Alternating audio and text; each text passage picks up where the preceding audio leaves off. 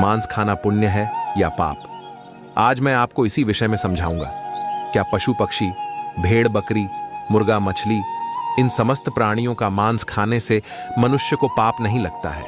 परंतु भगवान श्री कृष्ण ने जब भगवत गीता का ज्ञान अर्जुन को दिया था तो उसमें उन्होंने एक बड़ा ही सुंदर वर्णन दिया था कि अगर मनुष्य किसी भी जानवर को मार दे तो उसे पाप लगता है, लेकिन अगर कोई पशु पक्षी किसी मनुष्य को मारे तो उस पशु को कोई पाप नहीं लगता है। तो आइए आज की इस वीडियो में समझते हैं कि छोटे छोटे जीवों को मारकर खाना कितना सही है और कितना गलत। आजकल ऐसे हजारों लाखों लोग मिल जाएंगे जो मांस खाने को सही मानते हैं। वह कहते हैं कि ईश्वर ने इन सब चीजों को हमें खाने के लिए ही बनाया है, अगर हम इन्हें खाएंगे नहीं तो इनका होगा क्या। इस दुनिया में कुछ लोग ऐसे भी हैं जो जीव हिंसा करना घोर अपराध समझते हैं। मांस खाना उनके लिए बहुत बड़े पाप की बात है। आज मैं आपको इसमें कुछ महत्वपूर्ण बातें समझाऊंगा जिससे यह स्पष्ट हो जाएगा कि मांस खाना कितना सही है और कितना गलत। दोस्तों, यह बात तब की है जब भगवान श्री कृष्ण अर्जुन को गीता का ज्ञान दे रहे थे। तब श्री कृष्ण जी से अर्जुन ने कहा, अगर मनुष्य किसी भी जानवर को मार दे तो उसे पाप लगता है, लेकिन अगर कोई पशु पक्षी किसी मनुष्य को मारे तो उस पशु को कोई पाप नहीं लगता है। तब अर्जुन कहते हैं, हे भगवान, ये क्यों ऐसा भेदभाव क्यों किया जा रहा है मनुष्यों के साथ में? तभी श्री कृष्ण बोले, हे पार्थ, क्योंकि मैंने सभी जीवों को अपनी क्षमता के अनुसार ही बनाया है, परंतु मानव ही एक ऐसा जीव जिसे मैंने बनाया है, जिसके अंदर सही गलत समझने का गुण दिया है। इतना ही नहीं, वह अपने सत्य वचनों की वजह से इस पूरे संसार को जीत सकता है। इसीलिए अगर एक मनुष्य किसी भी जीव की हत्या करता है तो वह पाप का भागी बनता है। चलो मैं तुमको इसको एक कहानी के माध्यम से समझाता हूं। तब अर्जुन बोले, ठीक है प्रभु, कृपा करके आप मुझे वह कथा सुनाइए। तब श्री कृष्ण कहते हैं, हे किसी गांव की बात है। उस गांव में एक धनी व्यक्ति रहता था। वह किसी लंबी तीर्थ यात्रा पर जाना चाहता था। जाने से पहले उसने अपने यहाँ एक दावत रखी। उसमें गांव के लोगों को आमंत्रित किया। सब लोग उसके यहाँ दावत खाने के लिए आए। उसका यह मानना था कि ईश्वर ने भेड़ बकरी मुर्गा मछलियां इन जीवों को इंसानों को खाने के लिए बनाया है, इसलिए उसने अपने यहाँ दावत में भेड़ और मछलियों का मांस पकवाया। उसके यहाँ आए हुए सभी मेहमानों को भेड़ और मछलियों का मांस परोसा गया। खाने वालों ने खाया और जो मांस खाना पाप समझते थे उन्होंने नहीं खाया। भोजन कार्यक्रम समाप्त होने के बाद उस धनी आदमी ने सभी मेहमानों को विदाई से पूर्व एक जगह बैठाकर कुछ भाषण देना शुरू किया। कई तरह की बातों पर उसने लोगों को समझाया। उन बातों में एक बात यह भी थी कि परमात्मा कितना कृपालु है। उसने अन्य भोजन के साथ साथ मनुष्यों को खाने के लिए स्वादिष्ट मछलियां और कई तरह के पशु पक्षियों को जन्म दिया है। उसकी इस बात का अधिकतर लोगों ने समर्थन किया। लेकिन उसी सभा में एक 12 साल का लड़का बैठा हुआ था। उसने उस धनिक की बात को काटकर उससे कहा, श्रीमान जी, आप गलत कह रहे हैं दोस्तों। श्री कृष्ण कहते हैं, हे अर्जुन, उस लड़के को उस धनिक की बात को काटते हुए देखा तो वहां उपस्थित सब लोग आश्चर्यचकित रह गए। धनिक बोला, बेटे तुम क्या कहना चाहते हो? तब उत्तर में लड़का कहता है, श्रीमान जी, माना कि ये समस्त जीव परमात्मा ने बनाए हैं, परंतु आपको मारकर खाने के लिए नहीं। मछलियां, मेमने, भेड़ बकरा मुर्गा इत्यादि पृथ्वी पर रहने वाले समस्त जीव जंतु मनुष्यों की तरह ही पैदा होते हैं और मनुष्यों की तरह ही उनकी मृत्यु होती है। दोस्तों, श्री कृष्ण कहते हैं, हे अर्जुन, मनुष्यों की तरह ही उन्हें पीड़ा होती है। कोई भी प्राणी किसी अन्य प्राणी से श्रेष्ठ और विशेष नहीं है। वह अलग बात है कि आपकी बुद्धि विकसित है और पशुओं की बुद्धि इतनी विकसित नहीं होती। लेकिन आपकी विकसित बुद्धि का यह मानना गलत है कि अधिक शक्तिशाली और बुद्धिमान प्राणी अपने से कम शक्तिशाली और कम बुद्धि वाले जीवों को खा सकते हैं। यह कहना गलत है कि ईश्वर ने यह मूक प्राणी हमारे भोजन के लिए बनाए हैं। हम अपने स्वाद के लिए, अपनी जीविका के लिए, अपने शरीर के पोषण के लिए किसी को भी जब चाहे मारकर खा सकते हैं। बात सिर्फ यह है कि हम इतने ताकतवर और चतुर हैं कि जब चाहे उन्हें पकड़कर मार सकते हैं। अपनों से कमजोर पर तो दुनिया रौब दिखा लेती है। इसका मतलब यह नहीं कि वे आपसे कमजोर हैं, आसानी से आपकी पकड़ में आ जाते हैं तो भगवान ने उन्हें आपके खाने के लिए बना दिया है। जरा सोचो, मच्छर और पिशु हमारे शरीर का रक्त पीते हैं। उन्हें हमारे शरीर का रक्त बहुत अच्छा लगता है। शेर, चीता और भेड़िया उनको भी हमारे शरीर का मांस बहुत स्वादिष्ट लगेगा और वे जब चाहे हमें पकड़कर हमारा शिकार भी कर सकते हैं। तो इसका मतलब यह नहीं हुआ कि भगवान ने हमको शेर, चीता और भेड़ियों के लिए बनाया है। यदि आप ऐसा मानते हैं तो फिर शेर, चीता, भेड़िया से अपनी रक्षा क्यों करते हो? आपका भोजन भगवान ने मेमना, भेड़, बकरा, मुर्गा, मछलियों को बनाया है, तो शेर, चीता, भेड़ियों का भोजन आपको जरूर बनाया होगा। दोस्तों, श्री कृष्ण कहते हैं, हे अर्जुन, यह उन मनुष्यों की अज्ञानता का नतीजा है जो दया से रहित हो चुके हैं, जो अपने से कमजोर, दुर्बल और मूक प्राणियों को पकड़ लेते हैं और फिर उन्हें अपना भोजन मानते हैं। अगर आपसे शक्तिशाली प्राणी आपको पकड़कर अपना भोजन माने तो आप बचने के लिए क्यों छटपटाते हो? उसे अपना शरीर क्यों नहीं खा लेने देते? शायद है भगवान ने ही आपको उसका भोजन बनाया हो। उस छोटे से लड़के का जवाब सुनकर धनिक का मुंह बंद हो गया। सब लोगों ने ताली बजाकर उस बच्चे के जवाब का समर्थन किया। लड़का बोला, सुनो, मैं तुम्हें भगवान श्री कृष्ण का एक और उपदेश सुनाता हूं। दोस्तों, श्री कृष्ण कहते हैं, हे अर्जुन, फिर उस लड़के ने मेरे ही द्वारा रची गई एक लीला को कह सुनाया। एक बार भगवान मुरली मनोहर एक पेड़ के नीचे बैठकर मुरली बजा रहे थे। तभी विपत्ति का मारा एक हिरण तेजी से भागता हुआ आया और भगवान श्री कृष्ण के पीछे छुप गया। वह मृग बहुत ही घबराया हुआ था। मृग को अत्यंत भयभीत देखकर भगवान ने मुरली बजाना बंद कर दिया और उस मृग से पूछने लगे, हे मृग, तुम इतने व्याकुल क्यों हो? तुम्हें क्या दुख है? किसके डर से तुम छुपने का प्रयास कर रहे हो? श्री कृष्ण मृग से यह पूछ ही रहे थे। तभी हाथ में धनुष बाण लिए वहां एक शिकारी आ पहुंचा और बोला, ए बालक, इस मृग को मुझे दे दे।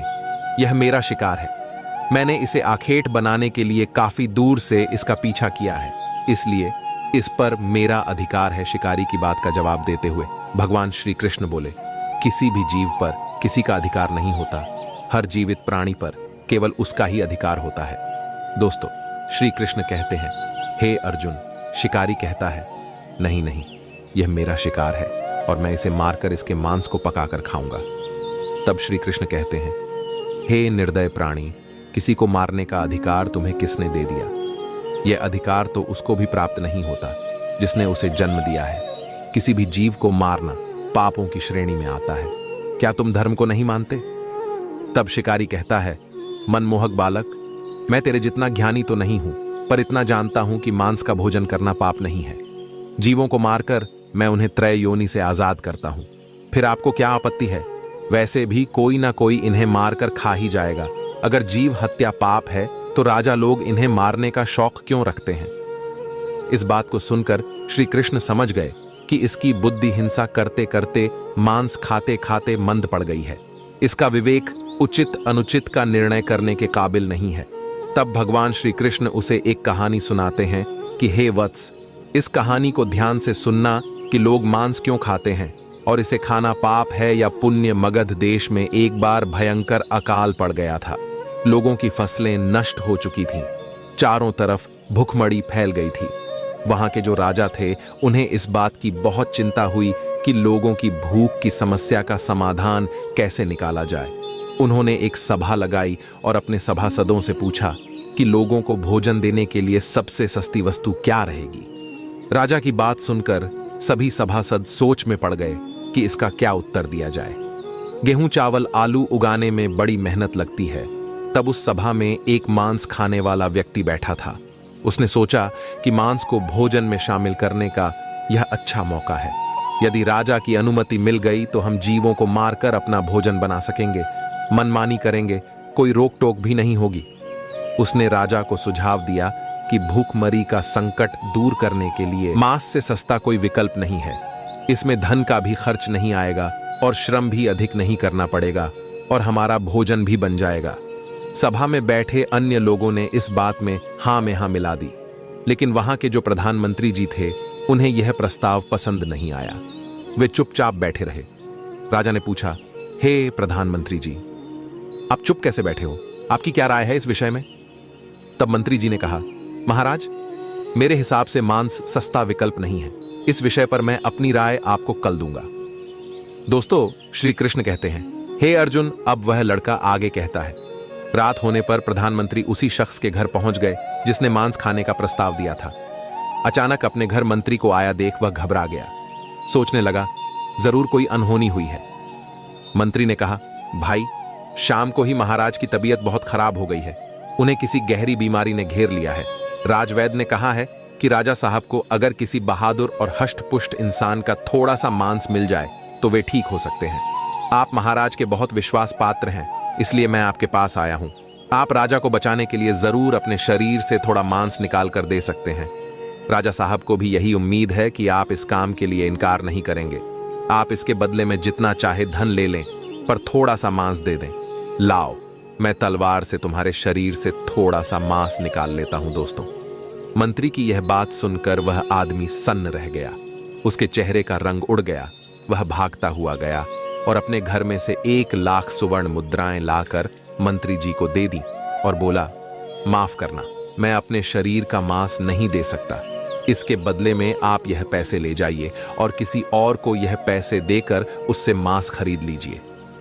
मित्रों, मंत्री जी बोले, नहीं भाई, राजा ने विशेष रूप से आपका ही मांस लाने को कहा है, क्योंकि आप बहुत तंदुरुस्त हैं। थोड़े से मांस में आपका कुछ नहीं बिगड़ेगा, पर राजा साहब की जान बच जाएगी। इसके लिए मैं तुम्हें राजा से बोलकर मंत्री पद भी दिलवा दूंगा। कृपया आप देरी ना करें, थोड़ा सा मांस निकाल कर दे दे। दोस्तों, श्री कृष्ण कहते हैं, हे अर्जुन। वह लड़का सभी को समझते हुए आगे बोला। वह शख्स मंत्री जी के पैरों में गिरकर बोला, मंत्री जी, मुझे माफ कर दो। इसके बदले में आपको अपना सब कुछ देने को तैयार हूं, पर मैं अपने शरीर को काट कर मांस नहीं दे सकता। इतना कहकर वह वहां से भागने लगा। मंत्री जी बोले, आप भाग जाओगे, पर आपका परिवार तो यही रह जाएगा।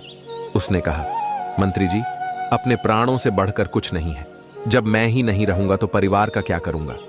मंत्री ने कहा, आपको यहां से जाने की जरूरत नहीं है। तुम्हें मांस नहीं देना है तो मत दो, मैं किसी और के पास चला जाता हूं। इतना कहकर मंत्री जी उससे 1,00,000 स्वर्ण मुद्रा लेकर चले गए। अब उसके जान में जान आई। दोस्तों, श्री कृष्ण कहते हैं, हे अर्जुन। लड़का आगे बोला।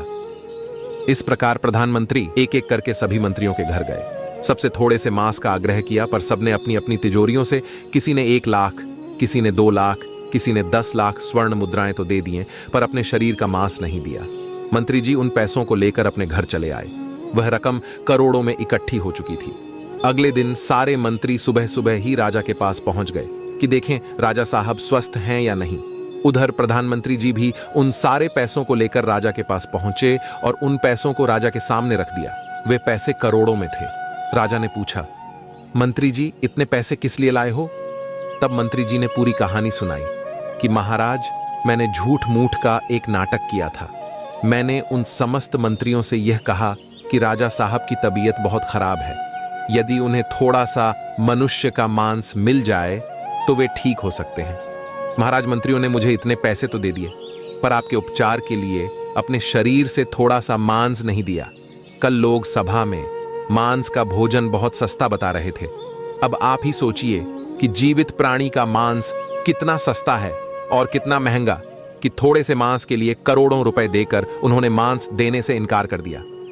दोस्तों, श्री कृष्ण कहते हैं, हे अर्जुन। वह लड़का आगे कहता है, मंत्री जी की बात राजा को अच्छी तरह समझ में आ चुकी थी। इधर वह लड़का कहता है, भगवान श्री कृष्ण ने उस शिकारी को समझाया कि देखो, अपना शरीर सबको प्रिय होता है, चाहे वह मनुष्य हो या कोई पशु। सबके मांस की उतनी ही कीमत होती है जितना सबके प्राण उतने ही मूल्यवान होते हैं, जितने कि आपके। इसलिए किसी के शरीर को कष्ट नहीं पहुंचाना चाहिए। मनुष्य के जब अपने प्राणों पर आ बनती है तब तो उसे अपना शरीर बहुत प्रिय लगता है। दूसरे जीवों को मारने में वह एक पल भी नहीं लगाता, क्योंकि वह दर्दनाक पीड़ा उसको होती है। आपको नहीं, जिस दिन आपको होगी उस दिन मांस की कीमत आपको समझ आ जाएगी। दोस्तों, श्री कृष्ण कहते हैं, हे अर्जुन, अब तुम्हें उस लड़के की बात समझ में आ गई होगी और यह भी तुम समझ गए होंगे कि किसी भी जीव को मारना किसी भी मनुष्य के लिए कितना बड़ा पाप है। श्री कृष्ण आगे कहते हैं, हे अर्जुन, आज कलयुग का इंसान बहुत ही अपलच्छी हो चुका है। थोड़े से मौज के लिए, पेट भरने के लिए बिना किसी कारण के जीवों को मार देता है, जबकि उसे नहीं पता कि आगे उसका हश्र क्या होगा। जिसे मैंने उसके भाग्य में लिख दिया है, उसे कुंभी पाप नरक में डाल के तेल में तला जाएगा, और यह काम मैंने खुद स्वयं यमराज जी को सौंपा है। तब अर्जुन कहते हैं, परमात्मा, मैं आपकी समस्त बातों को समझ चुका हूं। मुझे इस बात का ज्ञान करने के लिए आपका धन्यवाद मित्रों। मैं उम्मीद करता हूं कि भगवान लोगों की मानसिकता को बदले, उन्हें इस बात का एहसास कराए कि जीव हिंसा मनुष्य के समान ही अपराध है। छोटे से लेकर बड़े जीवों को जीने का परमात्मा ने पूरा अधिकार दिया है। उनका जीवन व्यर्थ नष्ट ना करें। अपने से थोड़े से आनंद के लिए, थोड़े से स्वाद के लिए उनका जीवन नष्ट ना करें। सब कुछ हमारे हाथ में है। सबको उतना ही कष्ट होता है जितना कि आपको दोस्तों। मैं उम्मीद करता हूं कि यह कहानी, यह विचार आपको जरूर पसंद आए होंगे। यदि वीडियो पसंद आया हो तो आगे भी शेयर करें और एक प्यारा सा